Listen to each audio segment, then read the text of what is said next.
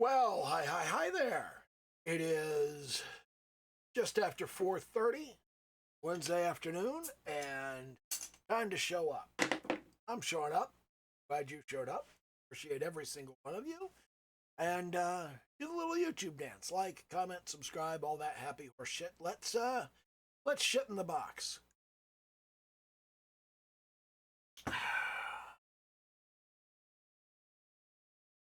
For reasons beyond my comprehension, I have been getting a whole lot of new subscribers to the channel. Well, a whole lot for me. It's a 400 subscriber channel, so you get almost 20 people show up. We're at 419. We just missed 420.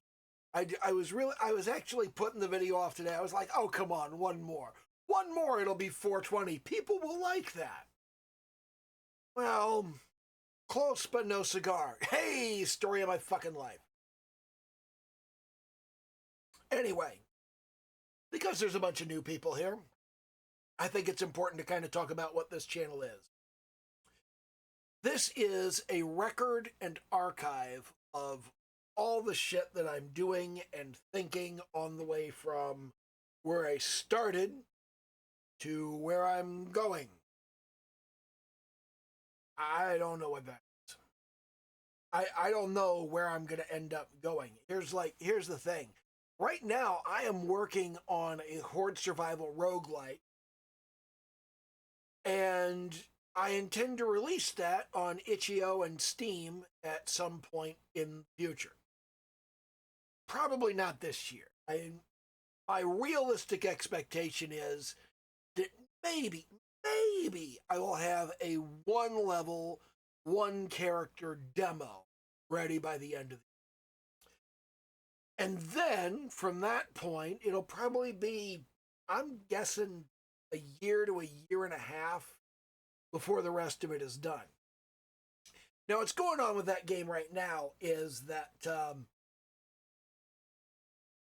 my inner toddler is throwing a tantrum in my brain because I've done a bunch of work, and the work that I've done, it is technically playable.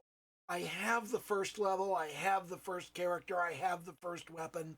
There are enemies. You can run around, you can shoot the enemies, you can shoot the treasure chests, you can collect experience, you can collect treasure, and there's no level up screen. There's no progression whatsoever. There are no upgrades. There's no save functionality. There's no main menu. There's no intro. It's just you start the game and you're immediately dropped in this level. Technically, you can play it. Technically, it's kind of fun. This is promising. But there's a lot of work that needs to be done, like the main menu, like the level select screen, like the level up choices, the upgrade screen, the save functionality, the settings dialogue, languages, subtitles, which we may need. We're probably not going to need subtitles. There's no music. There are no sound effects. There's a lot missing from this game. There's a lot of stuff that needs to go into it before it becomes a proper game. And the toddler in the back of my head is throwing a tantrum. They're lying on the floor, kicking and screaming and crying and saying, I don't want to do all that stuff. I want to do the fun stuff. I want to build new enemies and new weapons, new characters. I want to do all the fun things. And I am having to play the part of the project manager or the parent in the scenario, going, look, you can't have your pudding if you don't eat your meat. And until the toddler stops throwing a tantrum and goes, okay, and eats their fucking meat, does the goddamn work on the game has stalled, because it's fucked up. It's a thing that happens, you know?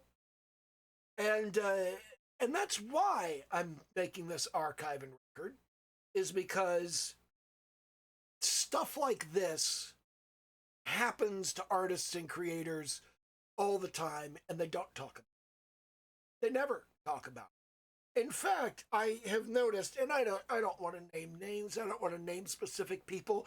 You can think of some. There are definitely, if you're a creator, if you're an artist, if you're a musician, if you're a developer, there are people you watch day after day, week after week, who have not talked about the thing you watch them in a long time. Instead, they have started talking about something else. And they've lost that focus. And I know that's an ironic thing for me to say because I'm over here going, hey, let me talk about what this channel is and what's going on. And I'm not really talking about this moment. I'm not talking about art. I'm not talking about music. I'm not talking about creativity and building stuff. But I am.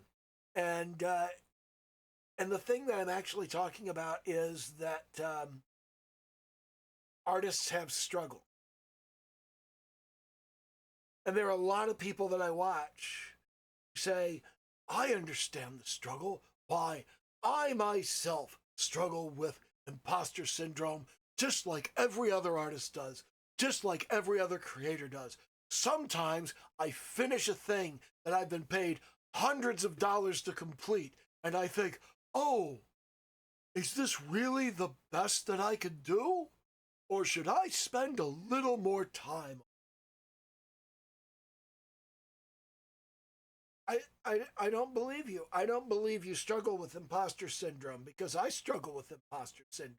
And my struggles with imposter syndrome are more like I click the little button on my toolbar to start Clip Studio Paint. And as it comes up, there's a little voice in the back of my head going, why do you fucking bother? Like, why are you even starting this program? You're not going to do anything worthwhile. Like, when's the last time you completed something? You literally have not completed a piece of art since the beginning of the year. In fact, I don't know if you completed a piece of art all last year. Even if you did, it wasn't very good. It was just dog shit. Probably didn't even share it on social media, you fucking loser. You're not even a real artist. What is the point? Why do you still do this? And all of this is going on in my head before the program's even finished coming up. And the program does come up, and I'm sitting there and I go, I could press the new document button, but does my stupid brain have a point? Should I just not fucking bother? Should I quit? Should I just close the program and not do anything? That's how I struggle with imposter syndrome. That's the kind of situation that I deal with. That's the kind of conditions I have to work under. And if you are looking at a completed piece of art going, I don't know, should I do more work on it? Or should I just send it out and collect my money? Really? Really? That's your fucking imposter syndrome? That's what you deal with? Oh, do I deserve the money yet? I mean, maybe go fuck yourself.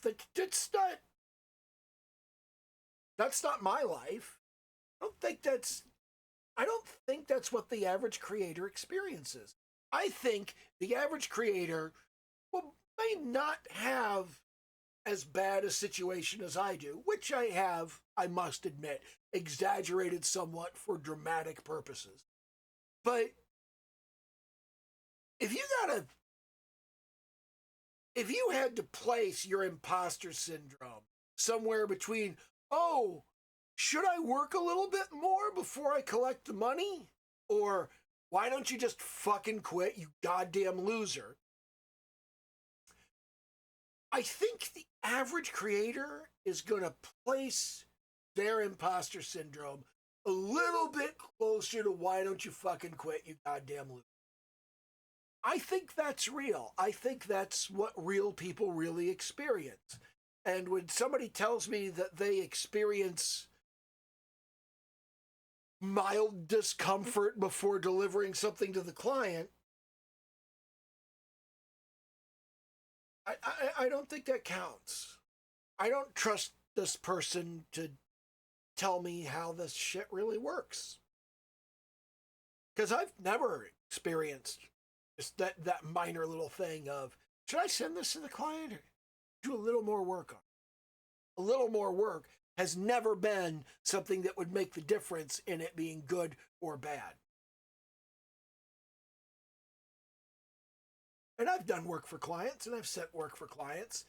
And I have occasionally looked at the output of a program and gone,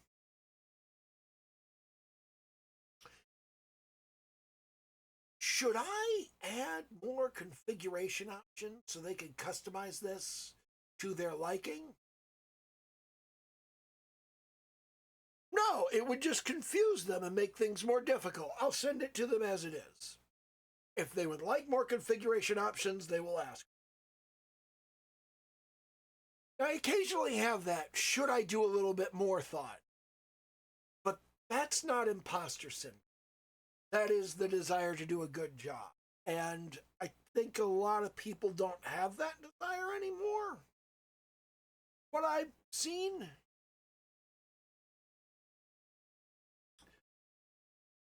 Because I see a lot of people complaining that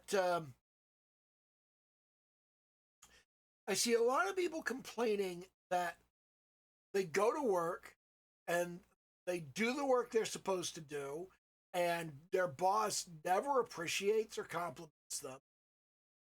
And I'm like,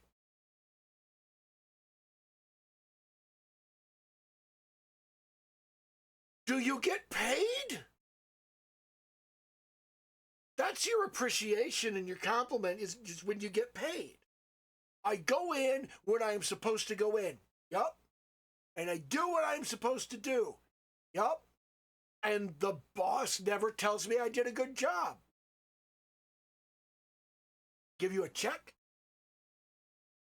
That check is how your boss tells you you did a good job.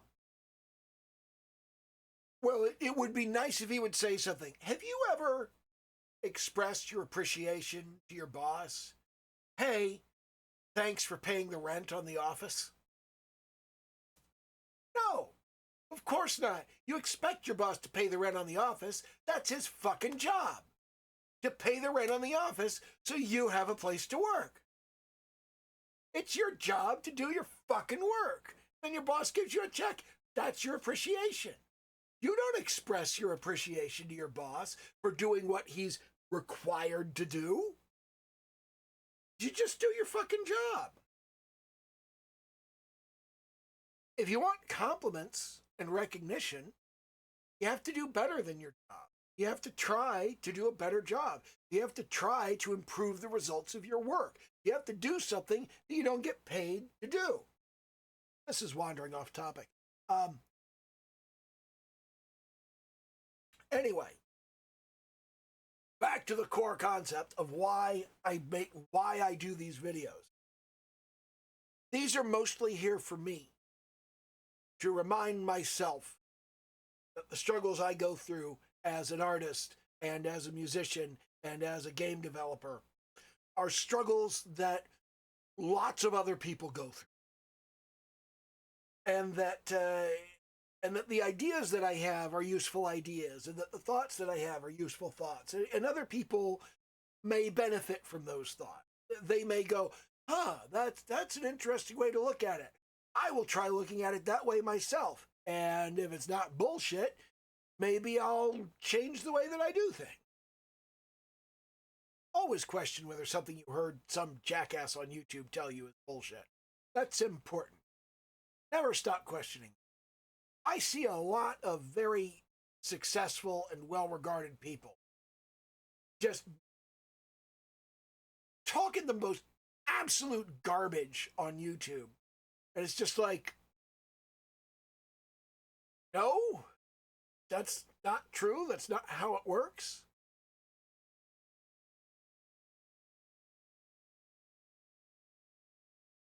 I watch a guy who talks about economics. And he said, I'm going to examine some misconceptions that the wealthy tell you about wealth. And he proceeded to examine 5 things I have never heard a wealthy person say.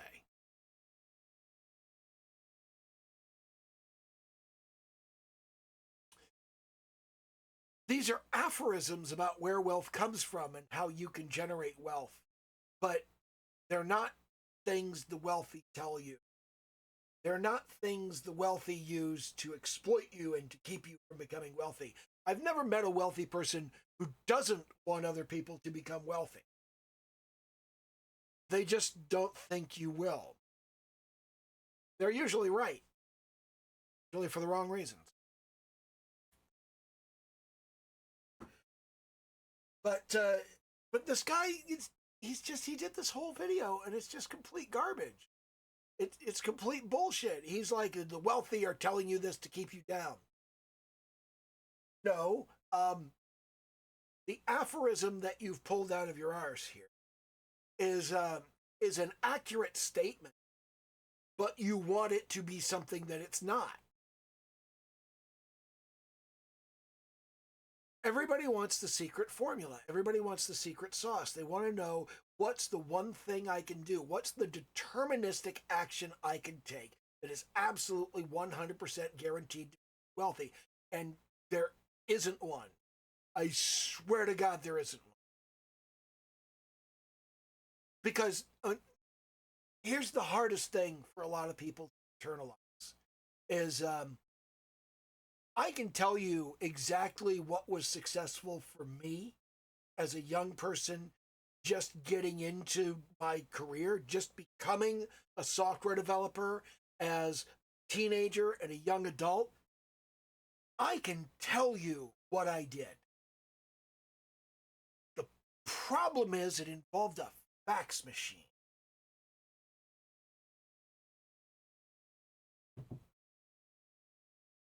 We don't live in the same world we used to live in. The things that I did worked in that world, and they worked for me. I don't know what's going to work in this world because I've never had to do it here. I understand the core concept. So the core concept is you want to stand out from the people who are applying for the job, and you want to stand out in a way that somebody with the ability to make a decision sees you standing out and goes, I like that. I like that guy. Bring that guy in for an interview. Now, what I did was I faxed out hundreds of resumes with a cover letter that I had designed to look like an advertisement.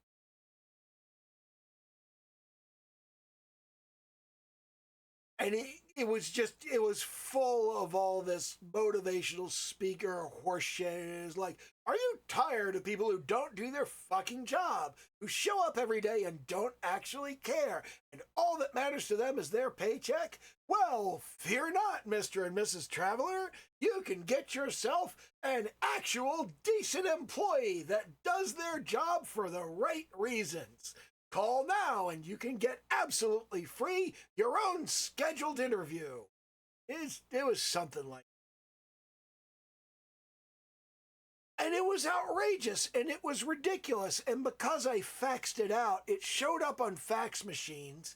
And I faxed it out at like 3 o'clock in the morning on Monday.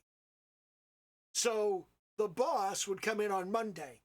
When you fax a small business, when you like physically deliver anything to a small business, if you deliver it early in the morning, nobody is racing to the office early on Monday morning except the boss.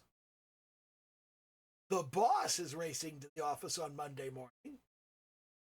Nobody else is. So if you make sure your resume is sitting there in the fax machine first thing Monday morning, and he comes in and he walks in, he goes, we got a fax already? The fuck is this shit? 90% of them, what the fuck is this shit? But it absolutely got the right kind of boss at the right kind of company to say, this guy, I like this guy. I'm calling this guy. That's the important thing. You need to get the right kind of person, the right kind of company to say, yes, I'm calling this guy. You effectively almost have the job already. You just have to prove you're not a fucking moron.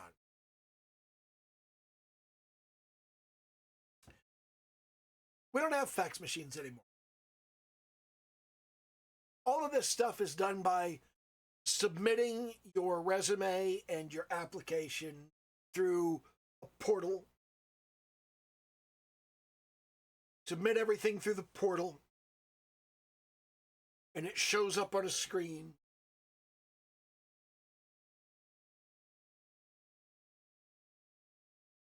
It's become effectively impossible to stand out in that scenario.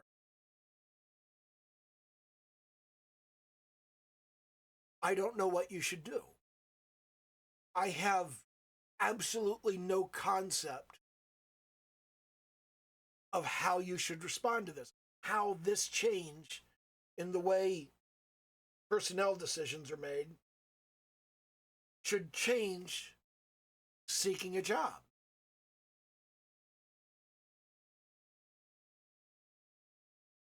I can tell you that you have to send out way more applications and resumes than people typically think. I've always had to send out hundreds of them to get interviewed. And I've always had to go on multiple interviews to get an offer. And I've always tried to have at least 3 to 5 offers on the table before I accept anything. If you take the first thing you get offered, it's almost never the best thing there is, you know? The best thing there is doesn't get offered to you first. It's like the third or fourth thing, you know? And if you just take the first thing that comes along, probably garbage.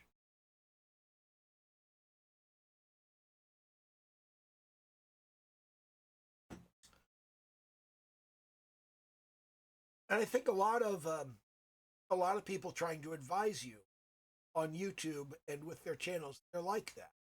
And I think their incentives are in the wrong place. And what I'm trying to do with this channel is I'm just trying to show anybody who gives a shit, this is where I am. This is what I'm doing. This is what I'm thinking about. This is how I'm feeling. This is the kind of work that I'm doing. This is the kind of progress that I've made. This is what I'm doing next. This is what I did last. And I'm just kind of journaling and updating. And if this is useful to people, if you enjoy this, great. I do try to be entertaining. I do try to be engaging and to provide some kind of meaningful something or other every time I do a video. Now and again I fail, but I do try. That's really all you can do is try.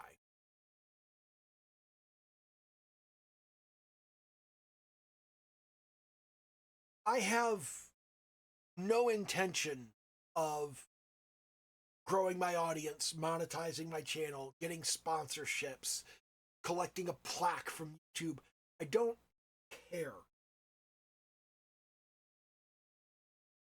If any of those things was important to me and started driving my decisions about what to put in these videos or on this channel, I think the videos would cease to serve their purpose. They're supposed to be me going, let me talk and think about who I am, where I am, and what's going on. So I keep track of it. So I keep track of these goals and these things that I'm doing. Why I am or am not doing them and getting them done. I'm not making a lot of progress on my game because I've got boring shit to do when I don't want to do it. So I just need to bite the bullet and do the boring shit.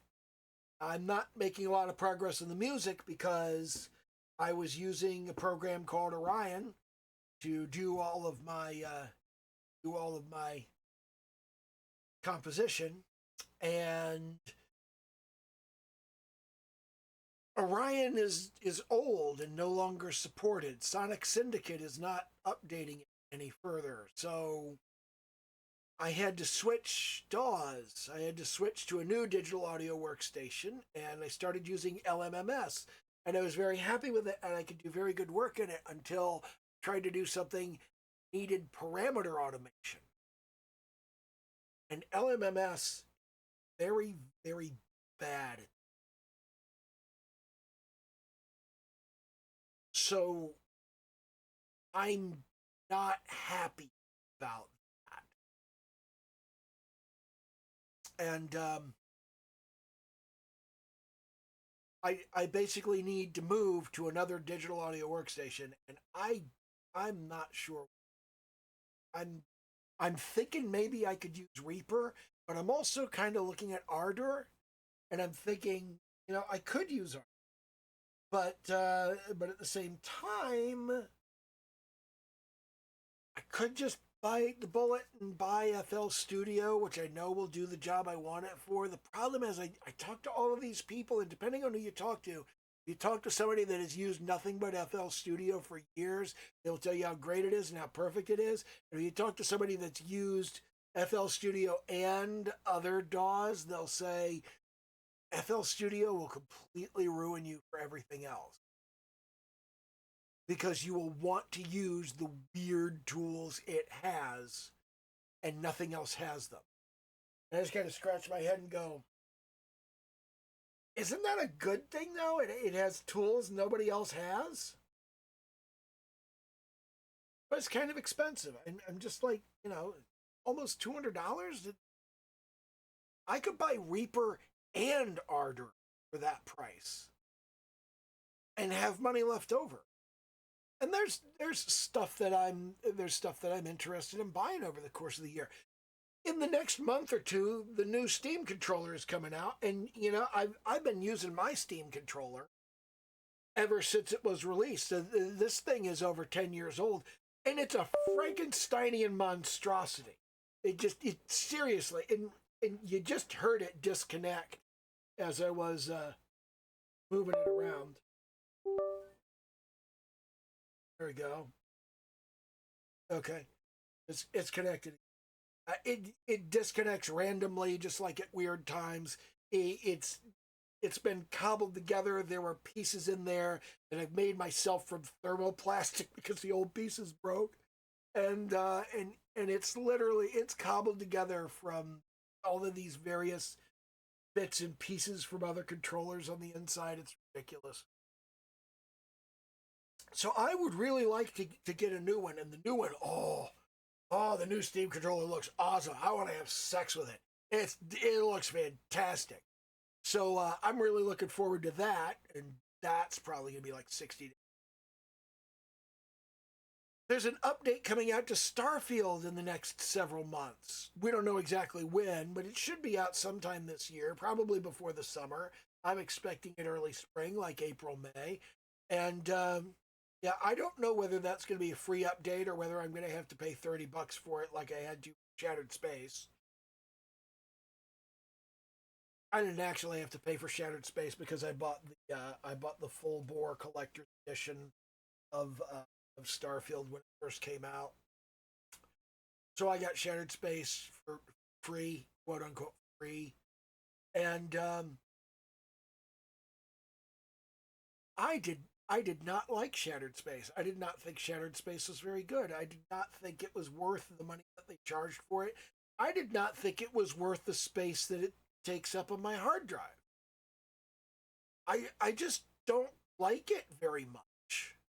And I'm not sure how to quantify that in any meaningful fashion. It just part of its expectations because every single Bethesda game has Lovecraftian shit built into it automatically. Like, when you play Skyrim, okay, and you do the Black Book quest line, that's some fucking Cthulhu shit, okay? And that's awesome, and I love that. And when you play Fallout 4, there's the excavations. There's the excavation where you go down and there's this giant statue buried at the bottom of the hole, and there's the like 7-bladed dagger or some such shit. In Fallout 3, you have the Krivbekni, and all of these things are really cool and they're really interesting. Starfield doesn't actually have anything like that. So when they announced Shattered Space and I saw these reticulated glowing things wrapped around pieces of the landscape, pieces of a ship, I was like, ooh, this is going to be like straight up fucking horror, isn't it?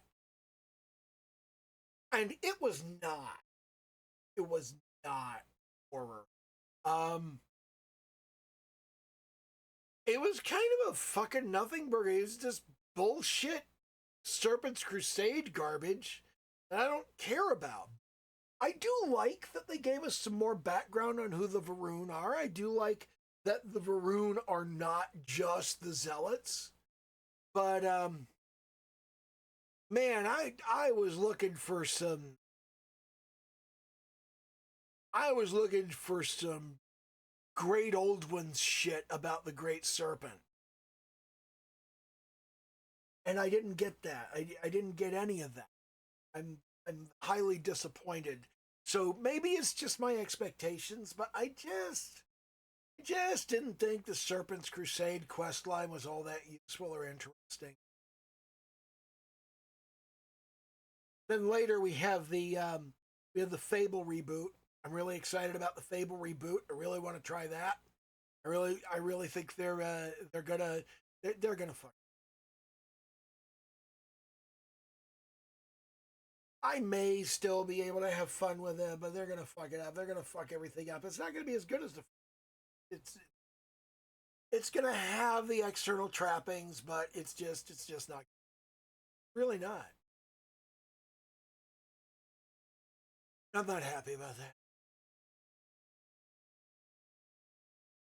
And of course, you know what's happening on November 19th. Everybody knows what's happening on November 19th. Grand Theft Auto 6. Like, I may as well just, like, automatically book the rest of the year off and potentially into next February. It's Grand Theft Auto 6 is gonna die.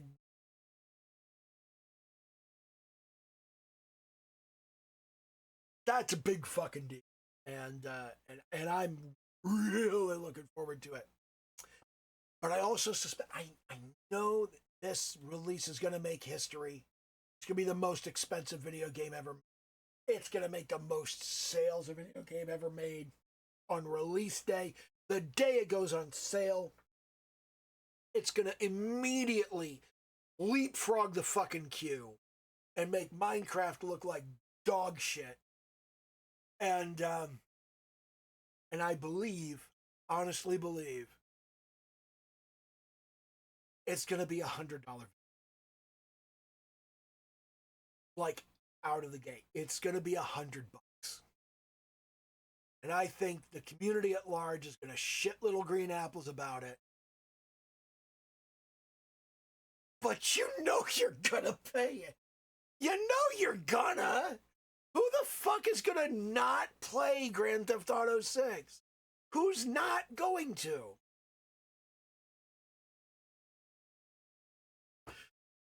Yeah, so all those things are queued up, and that's like it's $100 for that one, and it's gonna be like $60 to $80 for Fable. It's gonna be $60 to $80 for the Steam controller, and I don't know, like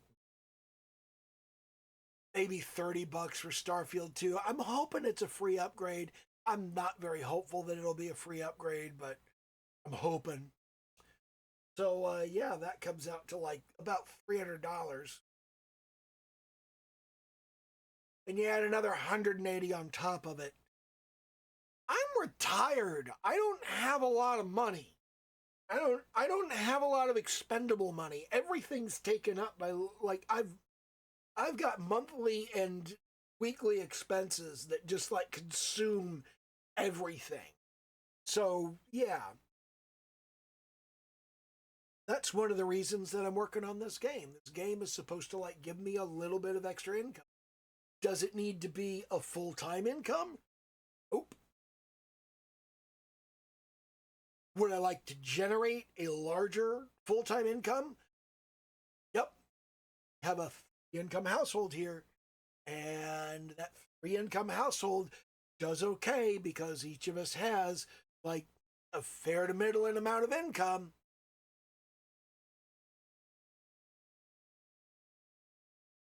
But I'm the youngest person in this house.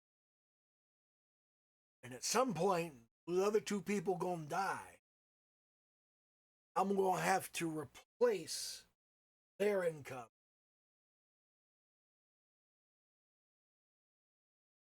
And that's not trivial. Not a trivial thing. It's not a fun thing to think about. You know, I like to think that I got 20 or 30 years to think about it, but reality is probably more like 10 to 15. I do have a clock running. But yeah. Oh, and the art. I gotta say where the art is. I don't feel good about my art, but I am still working on it. I am still doing stuff. If you follow me on Blue Sky, you see me post my shit and go, here I am trying to paint portraits of Huang Le again.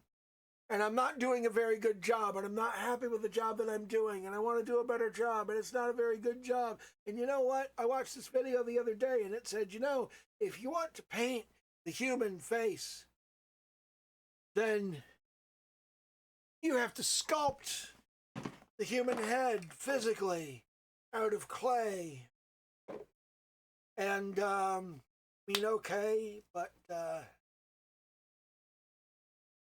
I don't know. What if I'm no good at this?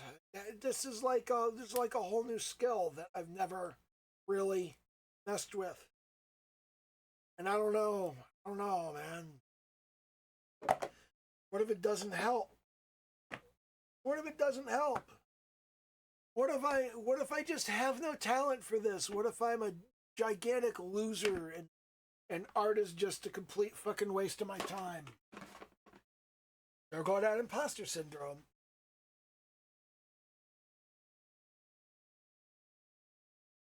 But that's the real point of this channel, is to say you're not alone. If you feel these things, if you're bothered by these things, if you have that toddler in the back of your brain throwing a tantrum, is not letting you get shit done, I have that. He's not letting me shit.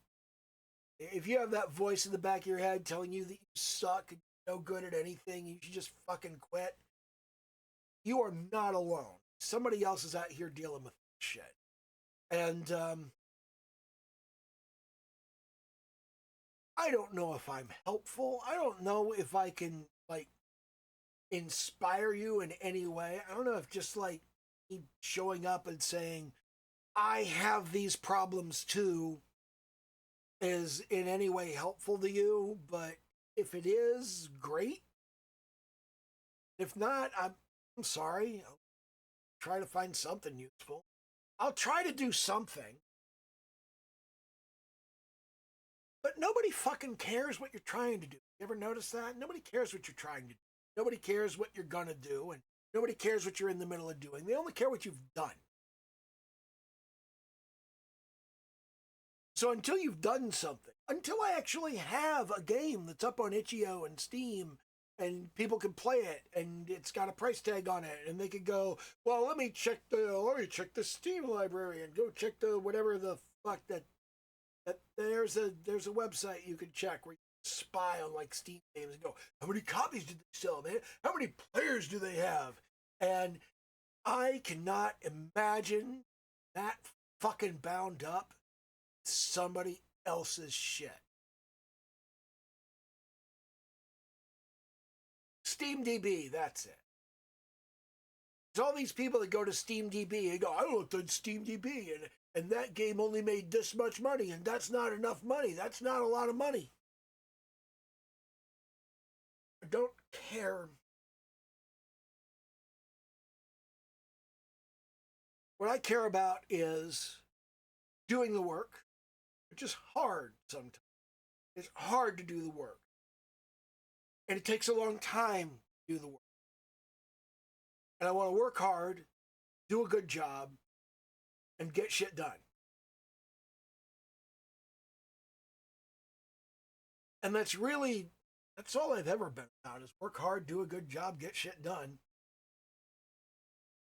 I've got the work hard part down, and I think most people are out there getting the work hard part done. They're showing up at their job 40 hours a week.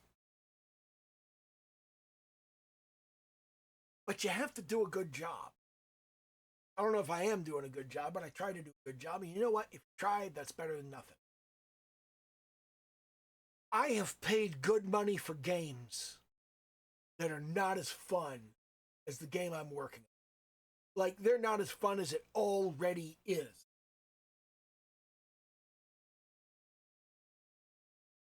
So I'm fairly certain there's an audience that will enjoy my game. And I'm fairly certain that audience will buy the game.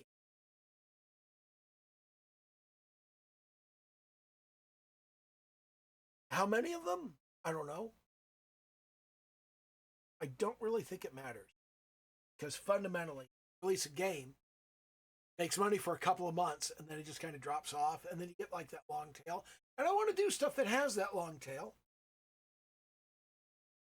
But that long tail is small.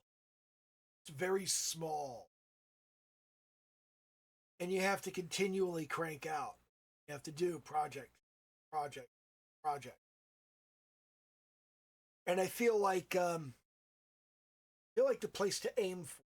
And I don't know if I'm going to end up doing this. This is just like what I'm thinking is the right place to aim. I'm thinking what I want to do is build a framework and a methodology that allows me to produce a game every month.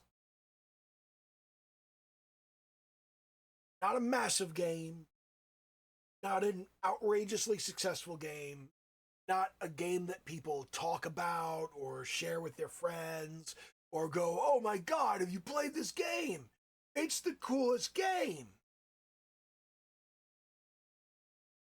I just want a game that makes $20,000 to $30,000 course of the and I want to do about 4 of those a year. That's it. I think if I do that, it's like $80,000 to $120,000 a year. Everything will be fine. But we're going to have to see how things add up. Got ideas. I got things that I want to do. I go, you know what would be really cool? And I'll tell you something. If you got money to burn and you could put a team together, okay? Here's my thought, right? Combine Skyrim with Silent Hill. Silent Hill F actually does a fairly good job of it. Doesn't do it exactly the way that I'd like it to be done. Because you got to understand, okay, if you combine Skyrim and Silent Hill, okay, the Skyrim element is going to destroy most of the dread and horror of Silent Hill. The theming of Silent Hill, the meaning, all of the psychological, the deep stuff, it's going to be gone. None of that stuff can survive if you add in the degree of agency and freedom that Skyrim allows you. But I want to see Silent Hill in a fantasy setting. And the way that I kind of see this happening is, imagine if when you went to Blackreach in Skyrim, imagine if going to Blackreach in Skyrim was actually fucking scary. Like Black Book Quest level scary. You know? I know the Black Book Quest themselves are not that scary, okay? But I think that's all the scary you can be in Skyrim. I don't think you can be much more scary than that. I think that's the extent of it. So imagine if, when you went to Blackreach in Skyrim, it was about as scary as being in Oblivion, in God, what's his, Hermaeus Mora's, God, what's the name of it? I'm trying to run his speech through my head. I can hear his voice, and I'm like, what is the name of it? There is a name of it. Like, I can't remember.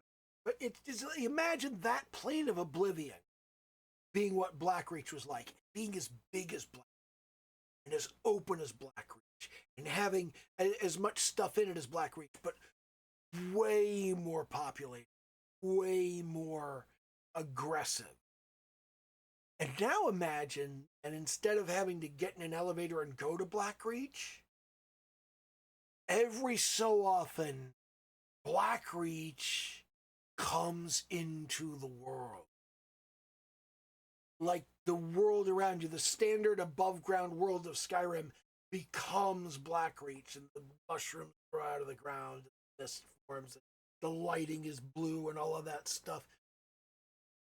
That's the kind of thing that I'm thinking about. Is just that kind of that dual world thing where you got, it's one thing in the day and another thing in the night.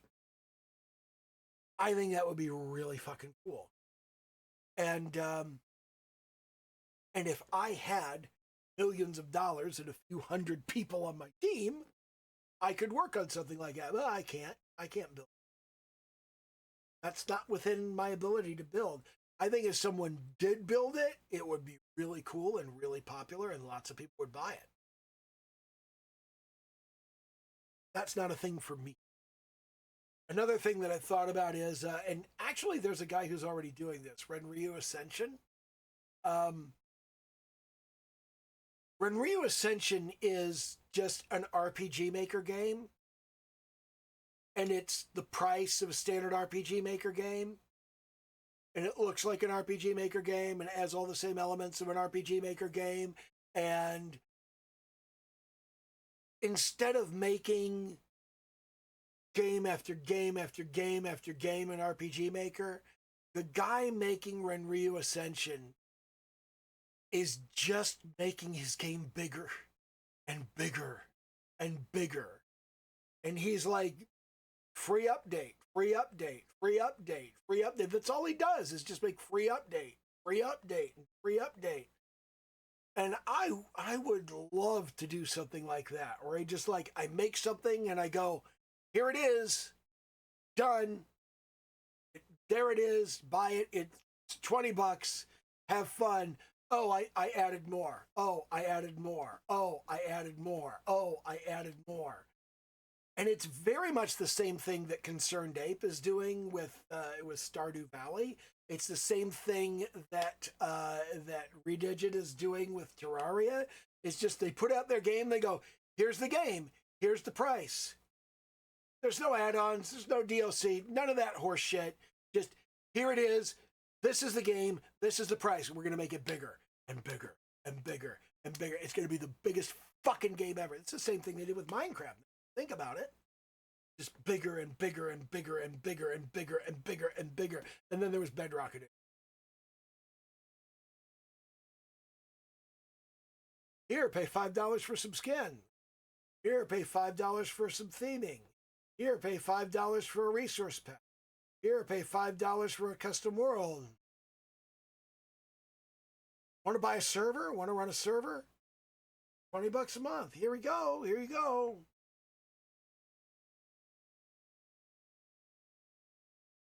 Anyway, 8 million ideas. And buried in the middle of them, a fundamental basic concept. Games are not horny enough. The games need to be horny. There needs to be more porn in the games. Like, even if the game, like, couldn't reasonably include porn, okay, there should be horny parts to it, you know? My Horde Survival roguelite revolves around panties. You're a chick and all of her panties have been stolen by these filthy perverts. You gotta kill the filthy perverts and get your panties back. Because they stole your panties. Needs to be horny. Just does. Not enough horny in games today. And it needs to be there. And at some point I need to bite the bullet and buy a better camera because this thing will fucking focus and it annoys me. I don't even know what that would cost. I should look into it. And I mean, this is an old camera. It won't even 4K. It only does 9 by 10. I don't know. So that's an expense I'm going to worry about. Anyway, holy shit, this is like almost an hour and I'm talking crap. I want to make visual novels. I want to make lots of visual novels. I want to make truly, what is the word? ¿Cómo se dice? Transgressive. I want to make transgressive porn visual novels. Visual novels that really kind of push the limits and make people go, oh, no, that's not right. I don't have any of the really distressing stuff up there right now. I don't have the Euphoria poster up. Euphoria and maggot baits I kind of hold up and I go, these are start. Euphoria has too much poop in it. I think there's too much poop in it. I don't like that. And maggot baits, the storyline in maggot baits is fucking incoherent.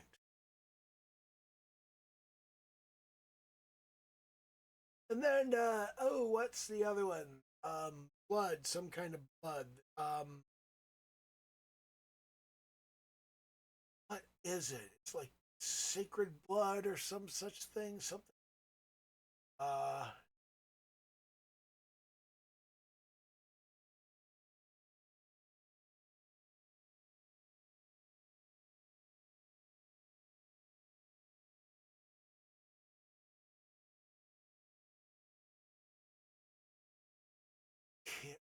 The name of it. Not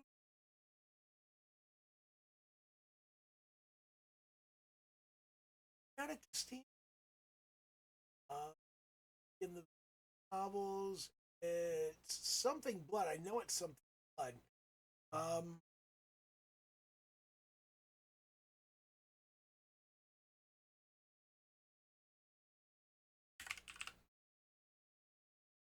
Sadistic blood. That's it. Sadistic blood. That's the one.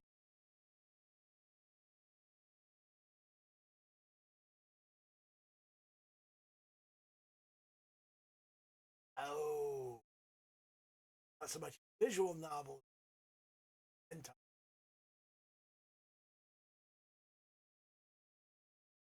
Yeah, that's right.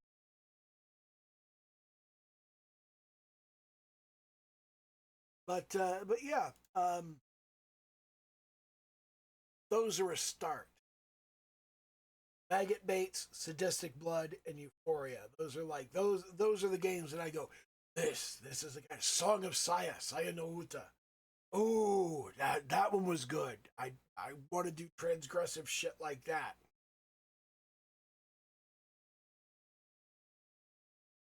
The artwork in Sayano Uta wasn't all that. Huh. Wonder. I wonder if that's within my level.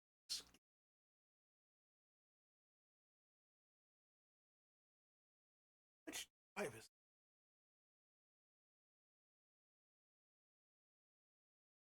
No, I have it installed. Where?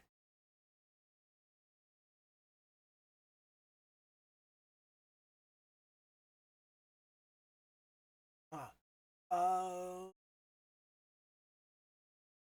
Okay.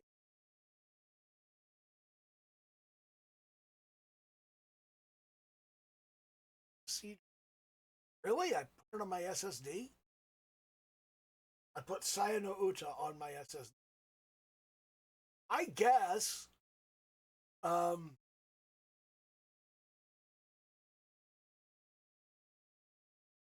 Uh,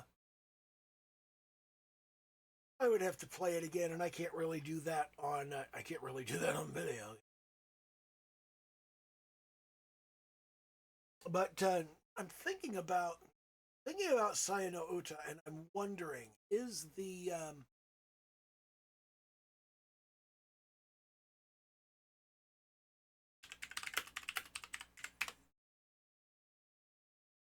I already have it.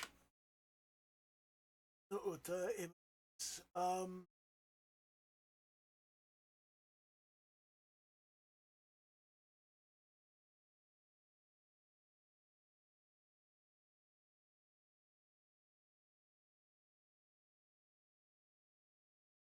that is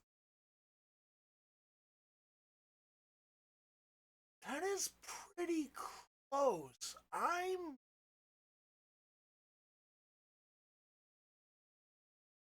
I'm not quite that good,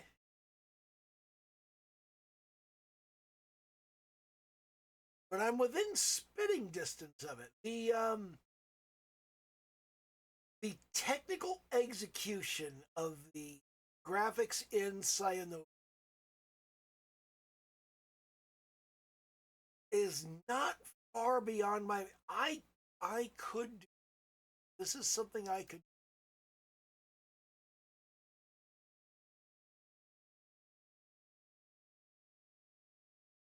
And this is iconic. These images. Okay, here's some fan art on.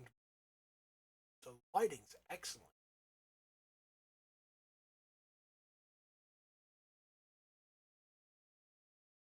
But yeah, the actual internal game art, I could do this. I could.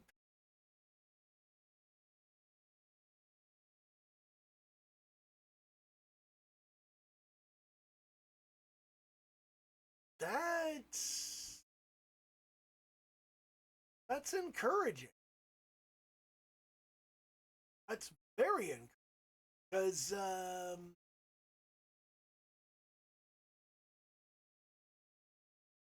I mean, your imposter syndrome never stops yelling at you. It never stops telling you that you're not good enough and you'll never be good enough to quit. But I'm sitting here and I'm looking at this and I'm going, I'm not that far off from this. This is within spitting distance. You always have your taste is telling you that you're not good enough for this and you're not good enough for that. You're not good enough to do this thing. You're not good enough to do that thing. And you imagine that you need to be this good or you need to be that good. And have you seen the original sprites that Ryukishi 07 did for Higurashi no Naku Korode? Because they're fucking garbage. And yeah, I am not quite where I want to be yet, but I'm doing okay.